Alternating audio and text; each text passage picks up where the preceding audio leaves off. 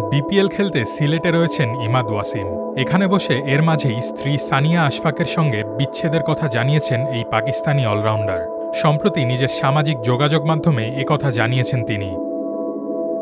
সামাজিক যোগাযোগ মাধ্যমে ইমাদ লিখেছেন, অনেক চিন্তাভাবনার পর গত কয়েক বছর ধরে চলে আসা দ্বন্দ্বের সমাধান খুঁজে না পেয়ে বিচ্ছেদের আবেদন করেছি। দয়া করে ভবিষ্যতে তাকে আমার স্ত্রী হিসেবে উল্লেখ করা থেকে বিরত থাকবেন। যদিও সন্তানদের ব্যাপারে নিজের দায়িত্ব অব্যাহত রাখবে বলে জানিয়েছেন ইমাদ। এদিকে সানিয়া আশফাকও নিজের ইনস্টাগ্রাম হ্যান্ডেলে বিবাহ বিচ্ছেদের বিষয়টি নিশ্চিত করেছেন। লিখেছেন, শেষ পর্যন্ত এই বিয়ে ভেঙে যাওয়ার পেছনে মূল কারণ ছিল তৃতীয় জনের সম্পৃক্ততা, যার উদ্দেশ্য ছিল আমার স্বামীকে বিয়ে করা। ইমাদ ওয়াসিম ও সানিয়া আশফাকের বিয়ে হয় 2019 সালে। 6 বছরের ব্যবধানে আলাদা হয়ে যেতে হলো তাদের দুজনকে।